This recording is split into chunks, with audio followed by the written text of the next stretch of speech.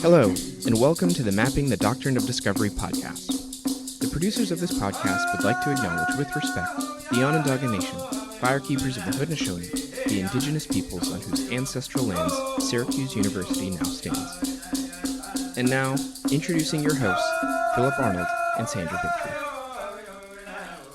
Welcome, everyone, to the first episode of Mapping the Doctrine of Discovery. My name is Phil Arnold. I'm Associate Professor and Chair of the Religion Department at Syracuse University, also core faculty in Native American Studies, also the founding director of the Scano Great Law Peace Center. And I'm here with... Hi, I'm Sandy Bigtree. So I grew up a few miles north of the Onondaga Nation, who are today the central fire of the Haudenosaunee Confederacy. The Confederacy is comprised of the Mohawks, the Oneida, the Onondaga, the Cayuga, the Seneca, and the Tuscarora. Traditional clan representatives still meet at Onondaga in the way that they had before the doctrines of discovery, before colonialism. In fact, this system of governance goes back thousands and thousands of years, and it was founded at Onondaga Lake, which is currently in the area called Syracuse, New York right now. Growing up in Syracuse, I was raised in the educational system that never really spoke about these traditions or this long legacy of the Haudenosaunee, which in fact influenced American democracy that we know today. The founding fathers of the United States were heavily influenced by this form of governance because it was a governance of peace that had sustained over thousands and thousands of years. This is the introduction to the first of a series of podcasts that we're going to be having on the doctrine of Christian discovery, and we hope that you'll continue to listen in.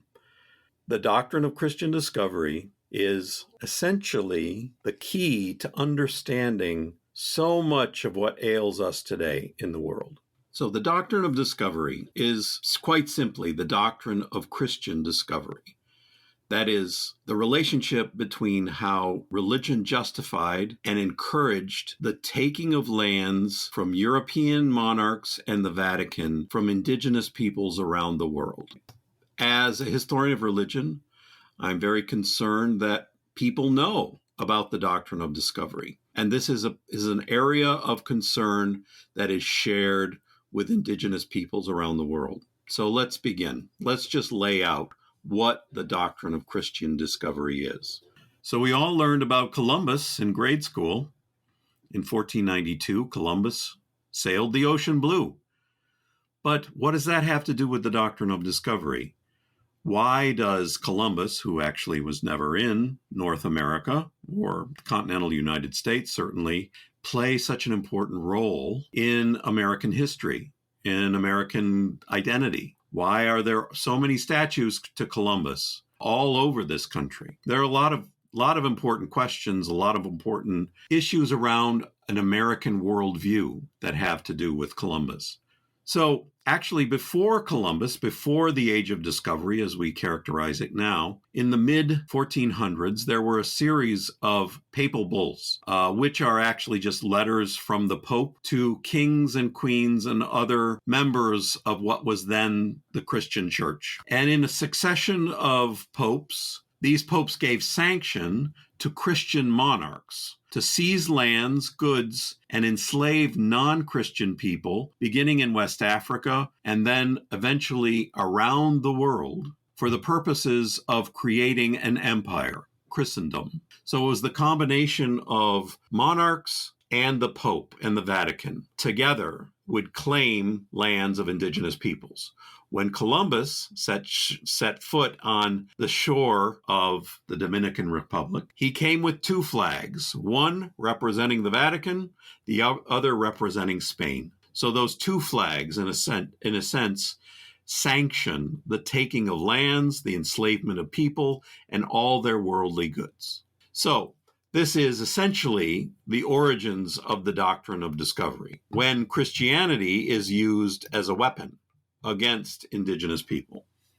For example, In 1452, Pope Nicholas V authorizes King Alfonso V of Portugal to, quote, invade, capture, vanquish, and subdue all Saracens and pagans, to reduce their persons to perpetual slavery, and take away all their possessions and property. So this is an example of Christians assuming the superiority of their own world for the purpose of taking lands and property from others. From 1493, May 4th, 1493, in other words, 6 weeks after Columbus's return to Spain, Pope Alexander VI, this infamous Borgia Pope, calls for barbarous nations to be subjugated and brought to the Catholic faith and Christian religion, quote, for the purposes of propagation for the Christian empire, or Christendom. So this was designed, the Age of Discovery was designed to enrich the Catholic Church, to fight and to subdue all non-Christians and enemies of Christ. So its 15th century appearance, the Doctrine of Discovery, it really doesn't become a doctrine until the U.S. Supreme Court issues a decision in 1823. It's called Johnson v. McIntosh, and it's Chief Justice John Marshall who writes the unanimous opinion that outlines the Doctrine of Discovery as foundational to U.S. property law. That is to say that the Doctrine of Discovery is, after the Supreme Court decision, understood to be foundational. When Christians enter the lands of non-Christian people, those lands are automatically deeded to the sponsoring nation state. And this is of fundamental importance for us in religion, because at the time, U.S. governmental institutions were deeply suspicious of anything Catholic, okay? This was a Protestant nation. This was a Protestant nation building exercise that they were involved with. But, and any kind of hint of allegiance to a pope or to a supreme king or queen or aristocracy was considered anathema to the U.S. system. But nevertheless, around the issue of land and free title to land, this Protestant nation and the Catholic pronouncements of the Pope of the 15th century came together in this U.S. Supreme Court decision. So this Catholic principle of discovery morphed into a Protestant nation-building exercise. In 2005, there was another U.S. Supreme Court decision. Fast forward to 2005 in Oneida Nation v. Sherrill. The court at that time included Supreme Court Justice Ruth Bader Ginsburg, and she's the one who writes the court's opinion. It was a 8-1 decision. She writes the court's opinion that shoots down the Oneida Nation's claim to lands that were stolen, and the Oneida Nation is trying to regain lands that were stolen historically by the state of New York in opposition to a treaty that was written between the Haudenosaunee and George Washington in 1779. And that the first citation of that decision in 2005 says it cites the Doctrine of Discovery, and under the Doctrine of Discovery, according to this quote, under the Doctrine of Discovery, fee title to the lands occupied by Indians when the colonists arrived became vested in the sovereign. First, the discovering European nation, and later the original states, and then the United States. So in other words, the Doctrine of Discovery is still seen as a vital principle of law and property law in the United States. All right? So the land claims that have been issued since that time are null and void. So there is no remedy, according to this, for the return of lands illegally taken by the United States or whomever else around the world because of the Doctrine of Discovery. And so what I'm trying to indicate here is that the Doctrine of Discovery, the Doctrine of Christian Discovery, is still operative and is still a cause for important conversations that are going on among indigenous peoples around the world. So this sounds really big. It sounds enormous. Maybe a little depressing, but I have found in teaching the Doctrine of Discovery over 30 years that students learning about this, the origins of missionization, conquest, and colonialism, and this so the doctrine of discovery becomes a kind of grand universal theory or a theology of oppression and world domination, that students at least can understand and appreciate its origins and what it has done, and then what we can maybe do about it. The doctrine of discovery has morphed into other kinds of world domination, including destructive capitalism, endless warfare, and the emphasis on warfare. We have very little investment in peace in the United States, but the Haudenosaunee, among others, are completely oriented around a message of peace that has unified them. And it's that message of peace for the Haudenosaunee that influenced the founding fathers. We'll get into that in future podcasts. So, the doctrine of Christian discovery, since the time of Columbus, in the Americas certainly, unleashed a destructive worldview upon non-Christian peoples. Their bodies, lands, possessions were all used for the purposes of Christendom, that is, the empire of Christianity. The doctrine of Christian discovery, therefore, is the foundation of genocide against indigenous peoples, also environmental destruction, devaluing women in particular. It's also the origins of the transatlantic slave trade, chattel slavery, and the destruction of Mother Earth. It's not just a law or a legal principle as is used today, but it has to do with a cosmology and an engine of civilization or a civilizing force. But what we want to really get into are the religious dimensions today of the doctrine of discovery and why it's so invasive into indigenous communities and peoples. So the doctrine of discovery is essential for understanding the role that religion plays in today's society. The doctrine of discovery is a unifying theme. The religious roots of the doctrine of discovery helps explain the taking of indigenous lands throughout the Americas and other places around the world. And today, the seizure of, commodities, of resources on indigenous lands by multinational corporations. So there are a whole host of things that the doctrine of discovery helps us to understand and unpack. The doctrines of discovery justified the conversion of Native people. When they came into Haudenosaunee territory, specifically Onondaga, they arrived with a deed to 600 square miles of land right in the heart of Onondaga Nation territory. This is sacred land. It's a sacred lake where thousands of years ago, a peacemaker came and provided the instructions on how separate Indian nations could unite under this law of peace, these principles of peace. That great law of peace existed for thousands of years. It was effective.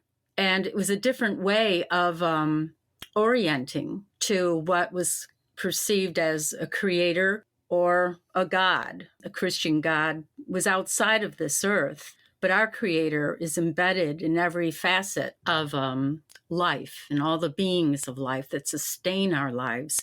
We are part of this regenerative force of creation.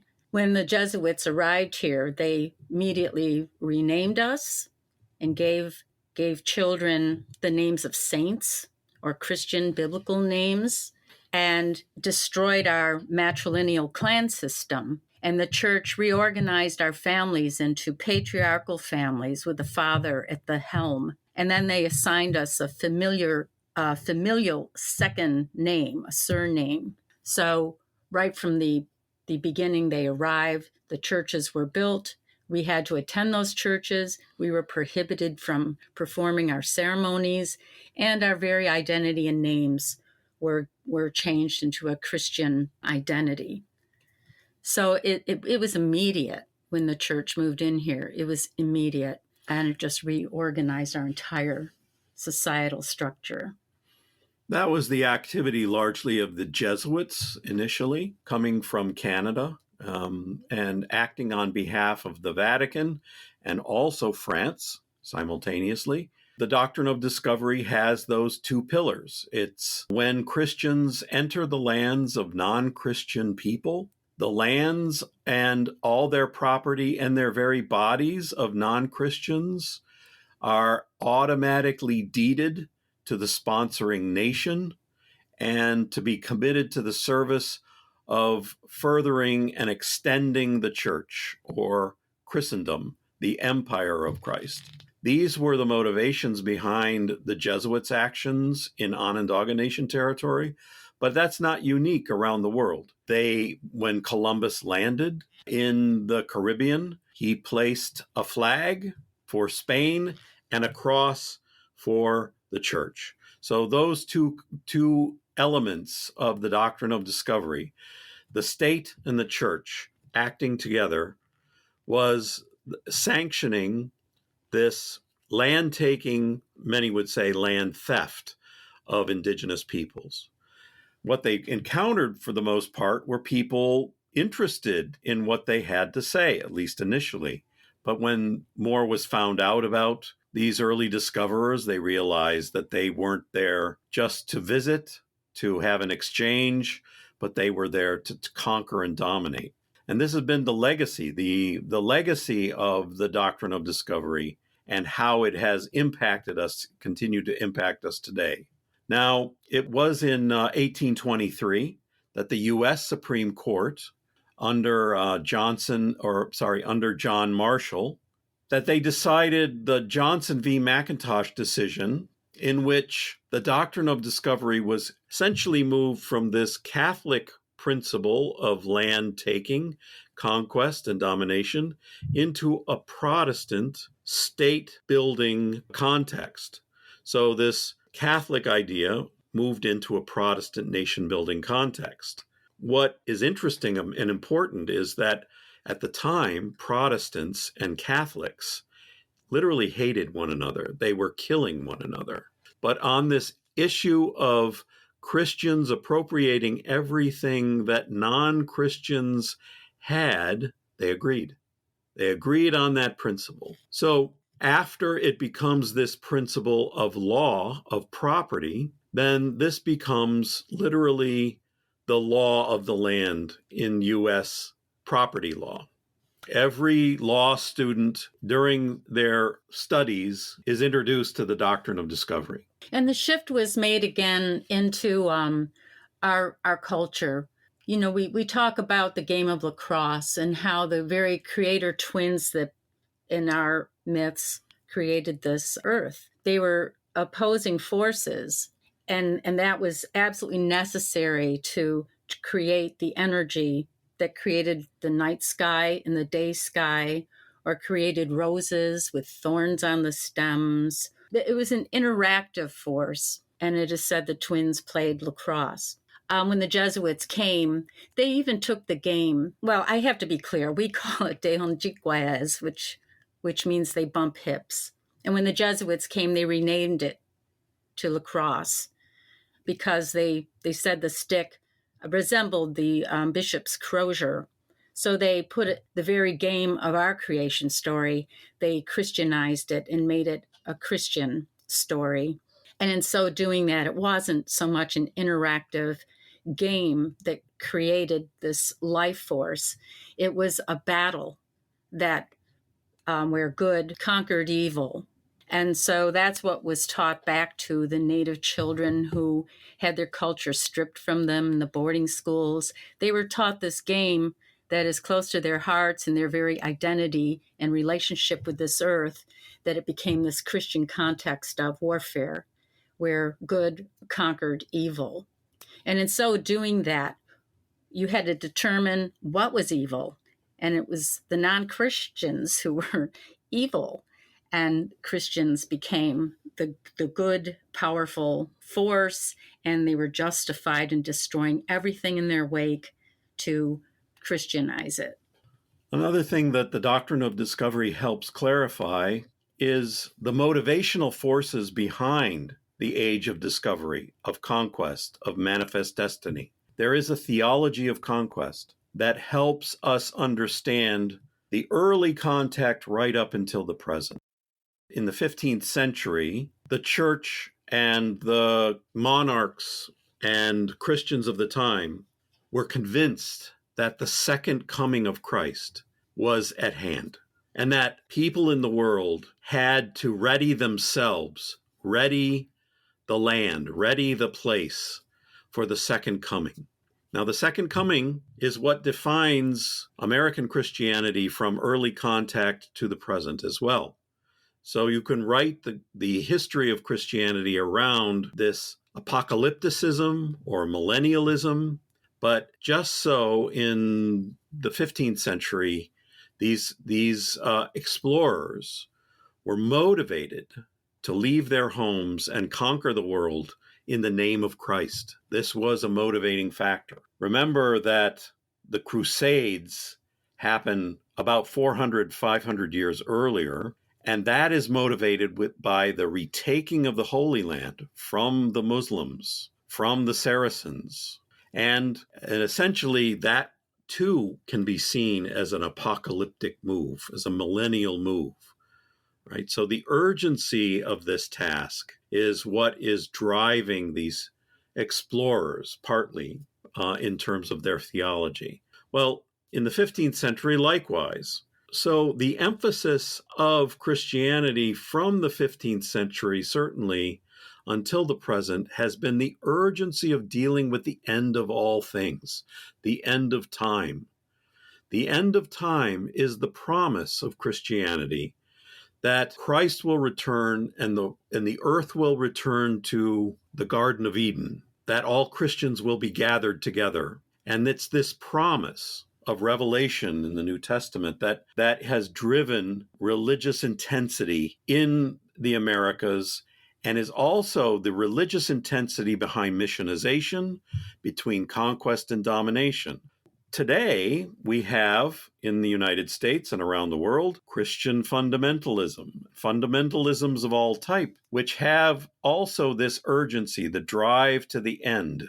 What Sandy is saying is that indigenous peoples emphasize creation, the beginning, the regeneration of the world, where Christianity in this form has emphasized consistently the urgency of the end and preparing ourselves for it. So this is what we refer to as the theology of conquest. And the deep cultural factors in our society today that are driving us towards the end have their root in the doctrine of discovery. And even though it has been traumatic for so many people around the world, it's been traumatic for indigenous peoples around the world. It's what motivated the assimilationist movement in the 20th century, where various Christian denominations were setting up Indian boarding schools around the world, but particularly here in the United States and Canada. Those were all organized and managed by Christian denominations. And the thinking was that in order to save the lives and souls of these non-Christian people, these indigenous people, they had to be subjected to the trials and tribulations of what it meant to be Christian. Today, the horror of those places is being revealed through unearthing these unmarked children's graves, for example. We're up to something like 8,000 children's graves, mostly in Canada, but also in places like Carlisle and other places in the United States. So the drive for assimilation, missionization, is always an ongoing kind of phenomenon. So we have to look at the deeper impulses of the doctrine of discovery and how it's driving us today. Now, of course, legal scholars are interested in the doctrine of discovery, environmentalists as well, because this also helps explain why the drive to use up the earth, why to not treat it as a limited resource or as our mother, as Native people refer to it, or as Turtle Island, as a living being. So how the doctrine of discovery then gets wedded to resource extraction and other economic activities is important for environmentalists as well. Well, part of the theology of a Christian also is to attain these great treasures in the afterlife, and they carry it into this life as well. I mean, the doctrines were written. The earlier one was first in West Africa, where there was a lot of gold that was excavated. And then Columbus's first letter back to Spain mentioned the gold that he discovered in the Americas. And that's when the second papal bull was written. So it's the acquisition of great wealth and entitlement that Christians feel they have coming to them. So you have to get all the native people under control so you can get at their resources and obtain this great wealth and empowerment. And it's always about, attaining salvation or attaining wealth or attaining power. It's just the antitheses to an indigenous sensibility of the earth sustaining us, and our power is living in balance with the earth. So really butts heads, Right. We start uncoding the doctrines of discovery, the codes of domination, the rest begins to unfold. Yes, what we're talking about is competing value systems. Now, I'm not suggesting that all Christians hold this theology of domination, not by a long shot, because there have been many Christian denominations, something like 350 denominations, have repudiated the doctrine of discovery since 2009. But think about what the consequences of that are. Think about how this shifts a theological framing of what Christianity means for those different denominations. How do they have to transform themselves to something else? So that we can actually live in a multi-religious society. We've never really done that before, frankly. But that's really problematic when your religion is built on the hierarchy of a God that sits above you and judges you and bestows goodness upon you. Exactly. It's completely different. So even though many people are feeling remorse and coming on board to rescind the doctrines of discovery, it's the system that has created them of a hierarchical way of thinking. Right. And so it's in dialogue with indigenous peoples and other peoples of color that have been subjected to these systems of domination that will help clarify these theological dimensions so that we can push and move towards a different way of thinking about the place of religion in our lives. So we think that this is a fundamental issue from top to bottom. It helps explain white supremacy in the United States. It helps explain manifest destiny, the idea that we're somehow given this continent by God to be sanctified and to create the perfect society. There are lots of things, but at the center of all this is the religious dimension. And I think we need to focus on that as well as focusing on the environmental, the legal, and other dimensions of the doctrine of discovery. Well, it's certain cause for discussion with all these different categories. But again, as Oren Lyons has often said, they do not acknowledge a category of religion. Right. Because, and as Sid Hill always says, peace cannot be obtained until you're in proper relationship with the natural world. So these categories are compartmentalizing the way you're thinking about things. Yeah. We have to stretch, our concept of what does it mean to be a human being living in proper relationship with this natural world.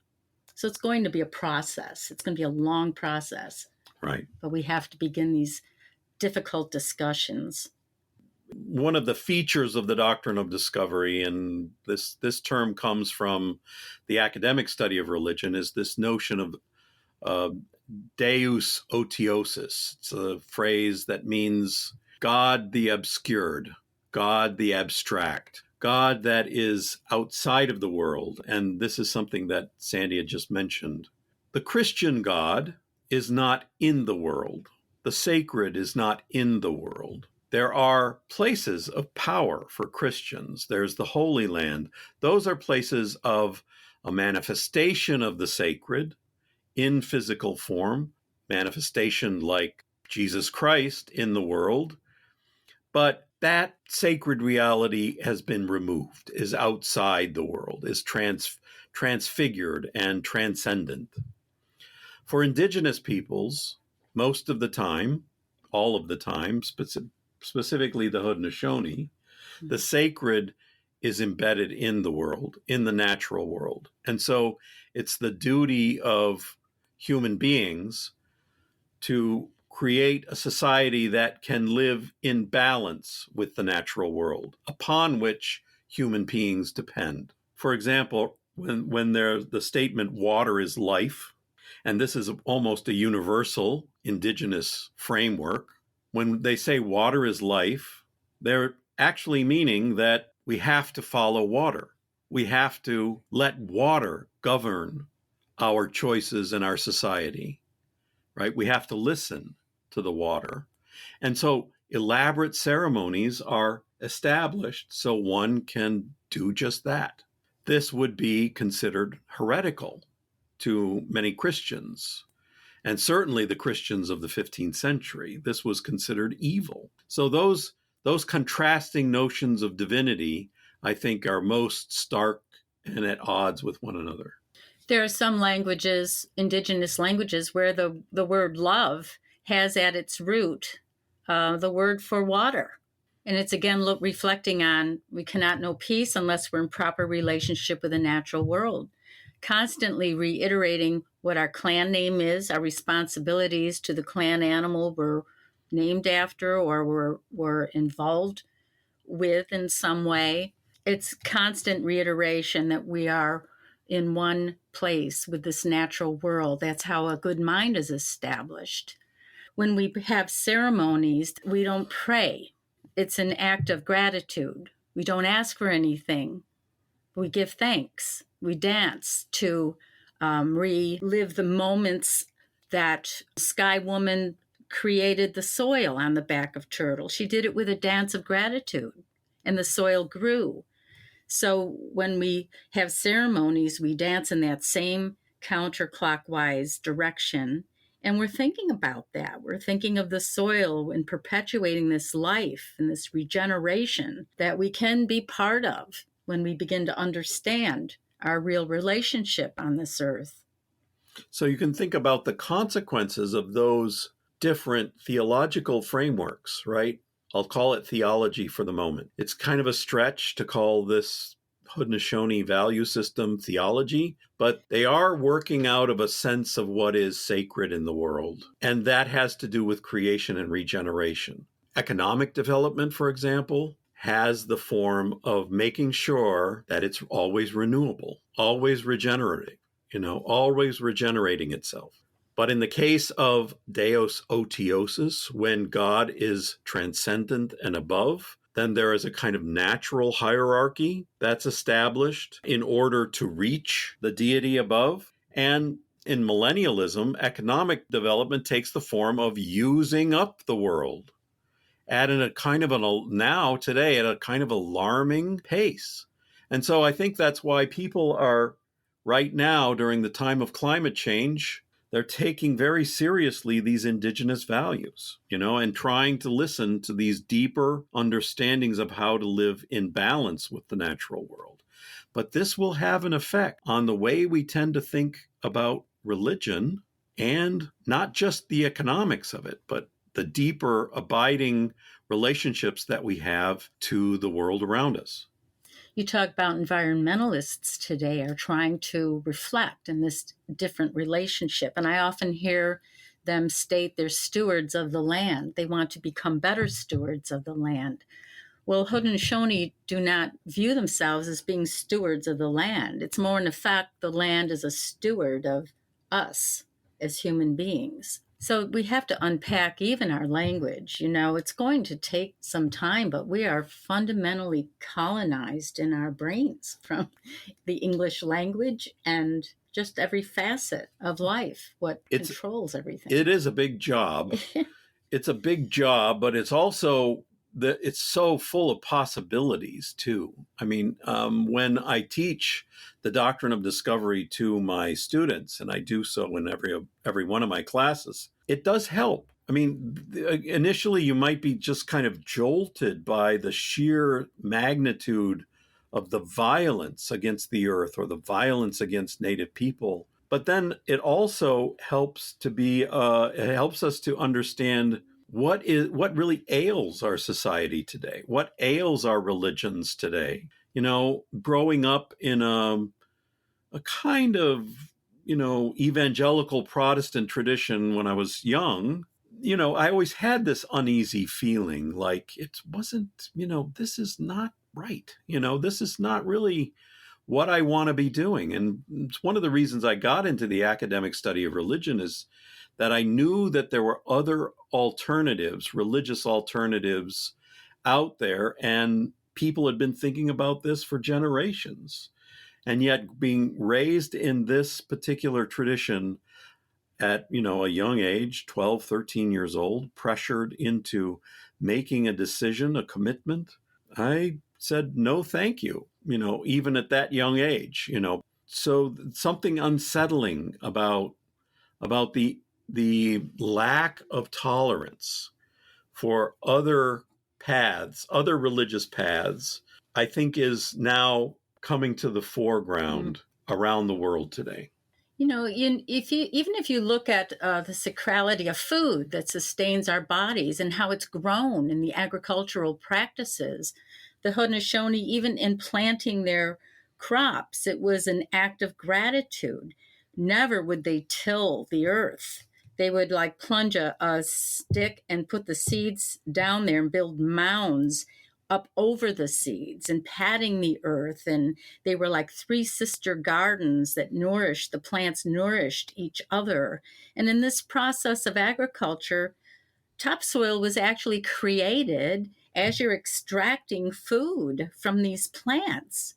And when the Revolutionary War happened, there were soldiers that were writing these accounts of these spectacular gardens that were 2 miles wide, these three sister gardens, and the soil was the deepest they'd ever seen.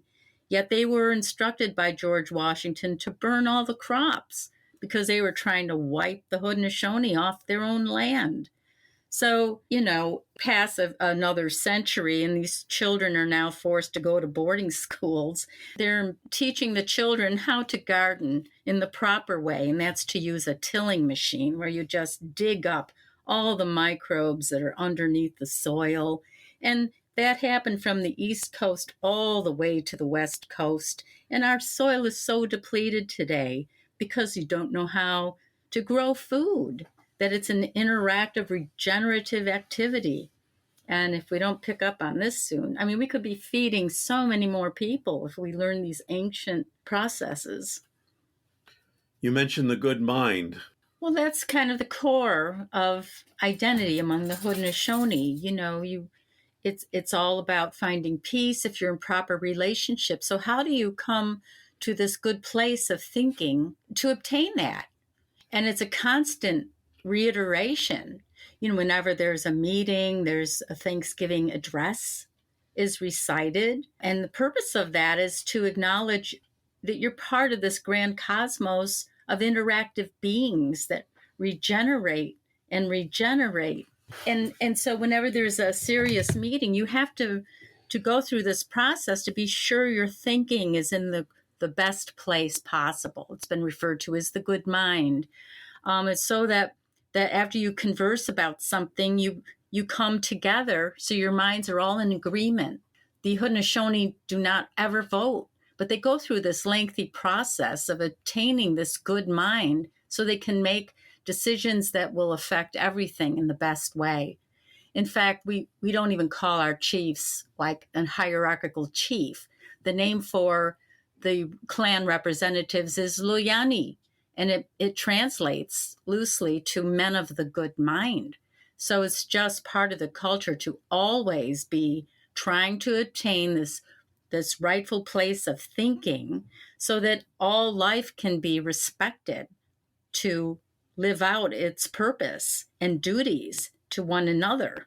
So, for example, Sandy was just giving you an example of leadership among the Haudenosaunee has to do with being a leader that is always attentive to the subtle messages of creation and regeneration and being thankful constantly and being at the service of one's people, where elected leaders in the US system, for example, tend to focus on what they can get from their from their appointments.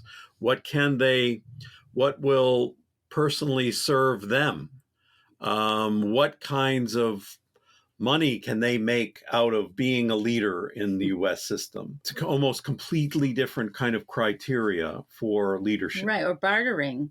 Who can win the contest of bartering the best? Right. You know? Right. Do you need help catching up on today's topic? Or do you want to learn more about the resources mentioned? If so, please check our website at podcast.doctrineofdiscovery.org for more information. Now, back to the conversation. I had mentioned earlier about all the gold that was excavated from West Africa. It was just channeled back to the Vatican. I mean, the Vatican stores this enormous wealth. And then with the discovery of the Americas, Columbus discovered the gold.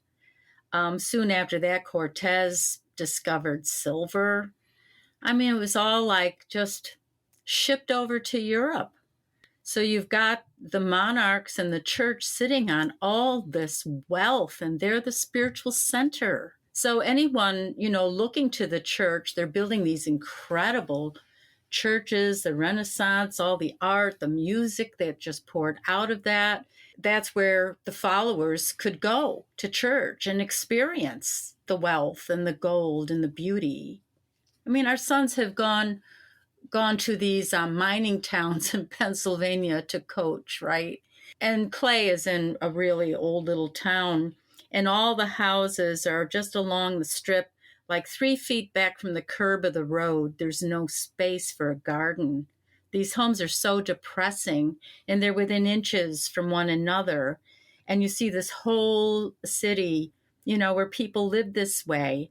But on nearly every other corner, there is this magnificent church of all denominations. And these people are devout Christians, and they're attending these beautiful, glorious churches. And then they return to the poverty of their home. And there's barely a place to even grow a blade of grass, let alone have a garden. And what conditions people to think this is okay, that this existence is okay, and they're going to find salvation in their God, as long as they go to this gorgeous, beautiful church. And then those that can live, in the next stratosphere and earn money, well, they're going to want to be attaining the wealth that they see in these churches. They feel entitled. This belongs to them. It's their theology of riches and goodness and lots of stuff and gold and shiny things and art. It started with the construct of the Vatican and then all the other churches that followed, because these were the sacred centers that all Christians were to go there and see this every week, all the wealth, and it should be available to them because they're all aspiring to their riches in heaven. If some people are able to attain those riches here on earth, why shouldn't they, Yeah, I think you have the relationship between personal salvation and consumerism. Consumerism is a kind of 19th century phenomenon, but the personal salvation can be seen in the notion of the consumer, right? That whoever can attain the most personal wealth is understood to be saved. Yeah. Or more spiritual. More powerful or more spiritual somehow. I mean, look at Christmas. It's everybody's just shopping, and that's the biggest consumerist day of the year. Yeah. And without Christmas, there would be no economy in a way. Right. So and then weddings, and then it's just so how this theology of conquest, as we're talking about it, gets wedded to economy, gets wedded to consumerism, is what's at stake for a more viable future. You can't just use up the world. It's not an unlimited resource. Contrast that with the Haudenosaunee. or indigenous value system. Some people call it sustainability, but it's really not that.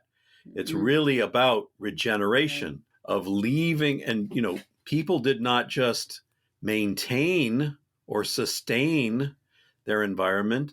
They grew their environment. They made it better. They made their indigenous people all over the world. It's now studies in that Brazilian tribes in the Amazon rainforest actually built tons and tons of topsoil through their agricultural activity. Now, rather than mining, rather than extraction, you have a value of regeneration, of growing, of flourishing, you could say. And that's what indigenous peoples are really focused on. And the Haudenosaunee too. And there's, acknowledgement of the spirit of the plant. And you go, and when you forage, you never take all that you can carry away. You never take the first plant you see. You're always leaving it for someone else and for the plant itself. And you pay respect, and you just take what you need. Burn sweetgrass or whatever to give your gratitudes to these plants. But it's always being mindful that it's there for everybody. And that's what perpetuates and cues into this notion of regeneration, because it's regeneration of the whole, of the earth.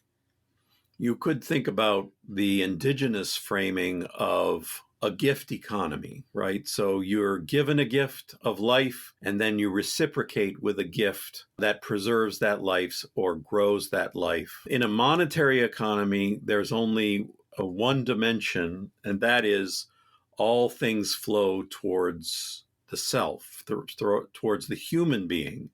And the being upon which human beings rely does not matter, right? So you have gift economy and profit economy, and they operate in different directions. But what helps clarify that, of course, is religion, and this notion of how these different systems are tied up with understandings of the divine or the sacred.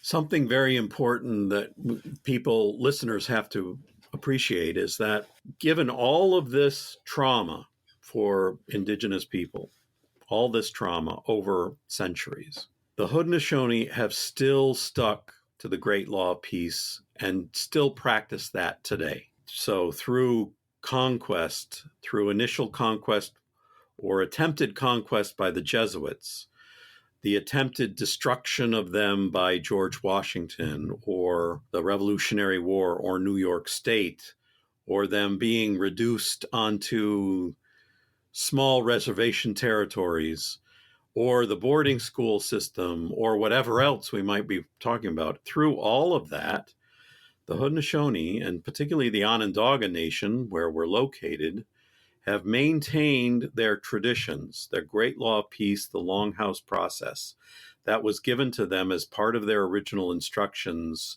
thousands of years ago. And today, the Onondaga Nation is one of only 3 federally recognized Native American nations that are still governing themselves by their pre-American system of governance. They are not governed by the Bureau of Indian Affairs, as most Native nations are. They have stuck to this idea that they are sovereign. They are independent of the United States, of any state. And so they have been active in the United Nations.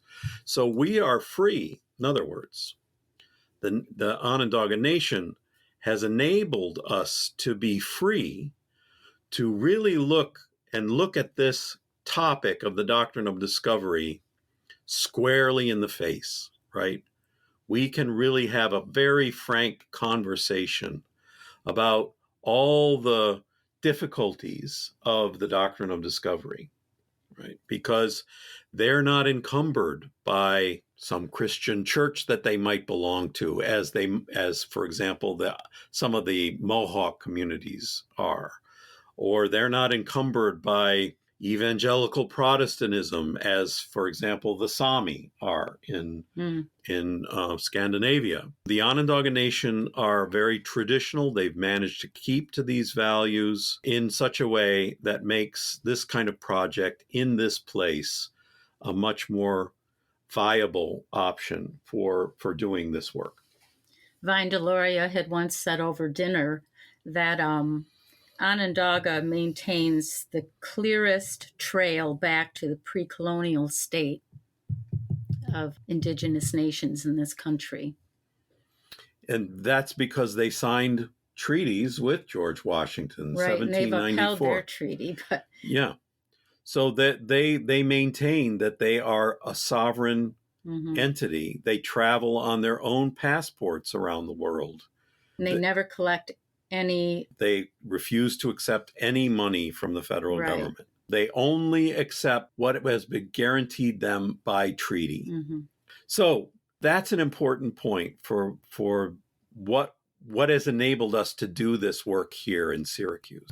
The theology of conquest is one in which there is tenuous relationship to the sacred. There is a yearning, a desire for the sacred. Essentially, all through European history, European Christian history, we'll say, even before there was a Europe, Christians have been out of place. They haven't been associated with their sacred places. And this is true today. So being out of place or distant, and when the site of the hierophany, the manifestation of the sacred, is remote in a foreign country somewhere else, that means you're surrounded essentially by a profane world, a world that is in a fallen state. And the prestige, what some historians of religion like David Carrasco call the prestige of the sacred, the prestige of the ceremonial center, is that one always wants to go back to that sacred place. Now, indigenous peoples are always in their place, or they're more adjacent to their sacred places. In the history of Christianity, Muslims in particular occupy the sacred place. And Christians and European kingdoms, the Vatican and other places, they're not in their sacred place, in the ultimate sacred place. So how do you get back? How do you get back to that place?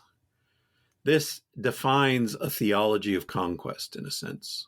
To get back to their sacred place, to Jerusalem, to have that place completely and totally required the creation of the empire of Christ and all the goods and stuff of the world to create that kingdom, to reattain that sacred place. I'm talking about this theology as a theology of place. So you conquer the rest of the world to attain your sacred place. The other thing is that there has to be, in this theology, there is this urgency, this drive of the millennium, the urgency of time. Time is of the essence because the return of God, of Christ, into the world, who is not here, is going to be happening at any moment.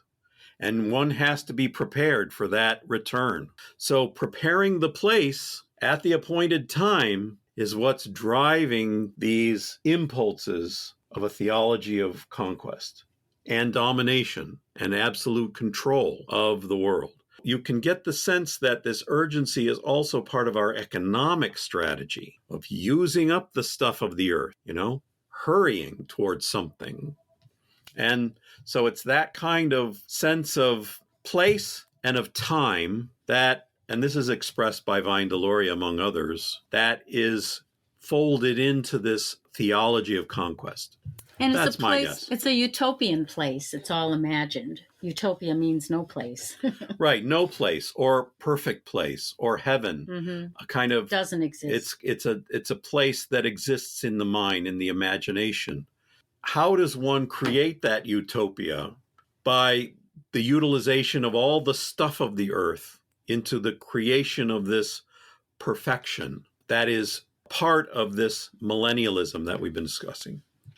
So what we're describing here is a kind of grand theory, universal theory, or theology of oppression, world domination, that's connected to missionization, conquest, and colonialism. And this is one of the things I want to emphasize, that we both want to emphasize, that this is as much a concern of people in religion as it is with people in law or in government or in environmental studies or in indigenous studies. To get at the real root causes, we've been looking at religion as a root cause of world domination. So this dream of Christendom, this dream of a united Christian empire, eliminates diversity of indigenous ceremonies, traditions, languages, spiritual insights. It also morphs into other forms of world domination, destructive capitalism, for example, the movement of multinational corporations into indigenous territories for the last bits of stuff needed for consumerism, world war, endless war, and probably most urgent of all, climate change. This is something that then becomes a way of interpreting what's going on in terms of climate.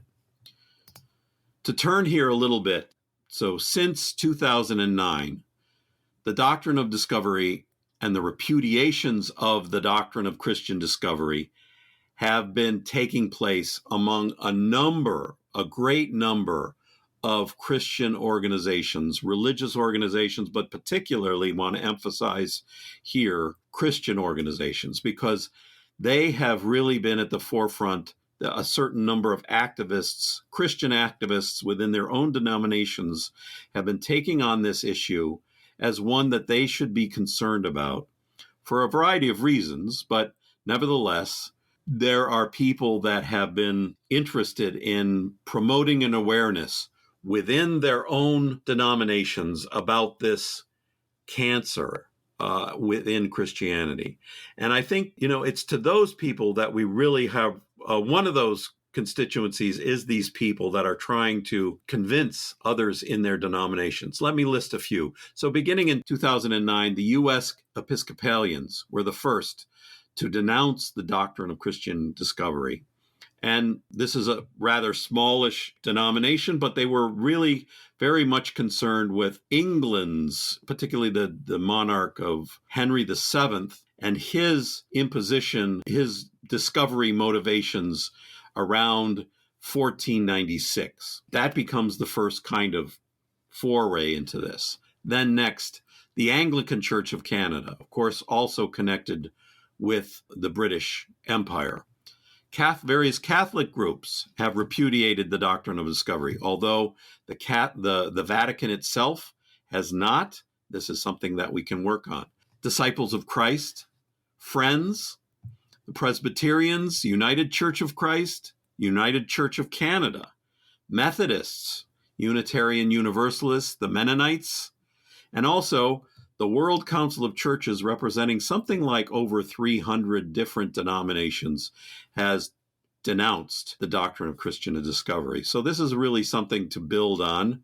This is something that is encouraging in the end. Well, it shows that people are paying attention and they're horrified, frankly, from this history.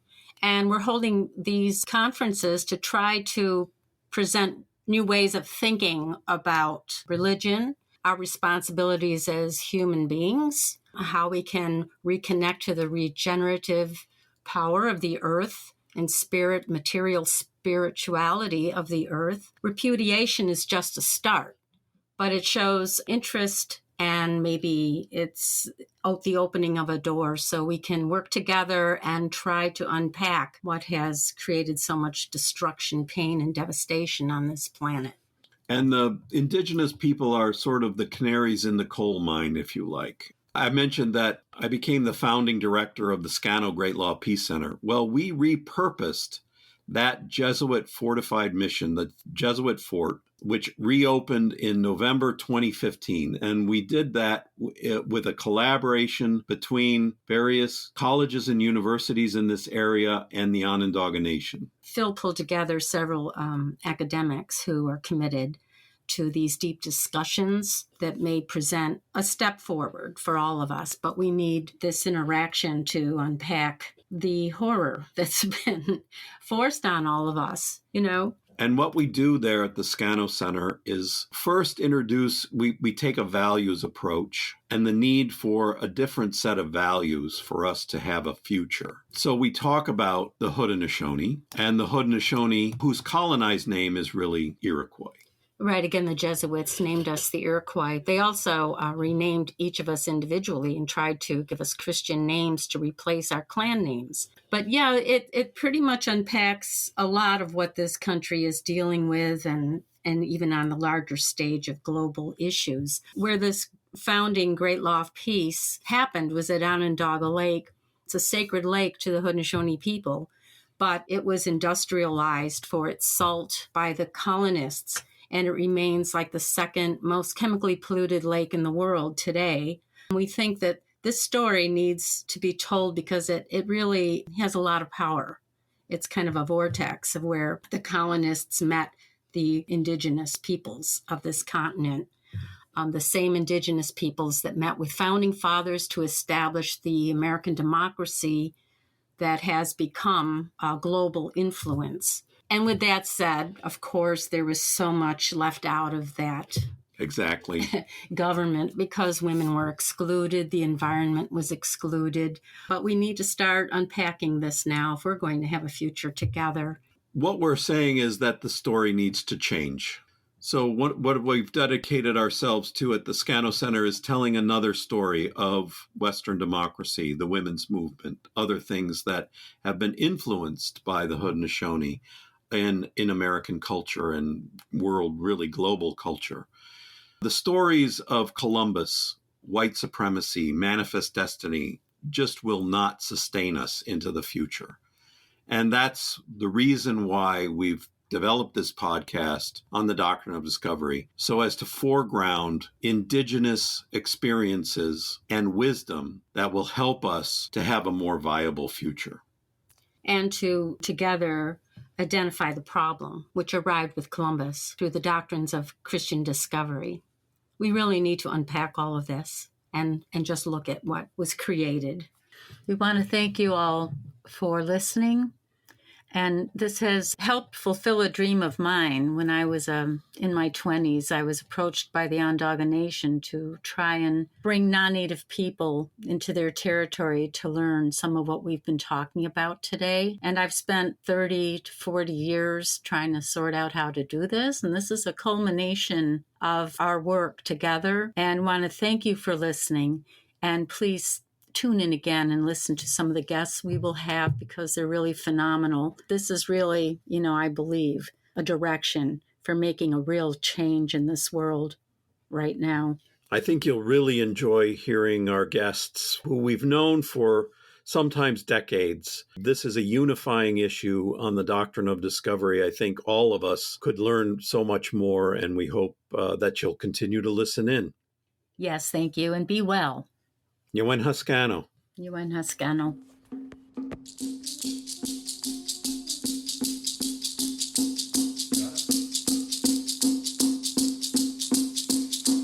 The producers of this podcast were Adam DJ Brett and Jordan Brady Loney. Our intro and outro is Social Dancing Music by Oris Edwards and Regis Cook. This podcast is produced in collaboration with Syracuse University Engaged Humanities and the Department of Religion, along with Indigenous Values Initiative and the American Indian Law Alliance.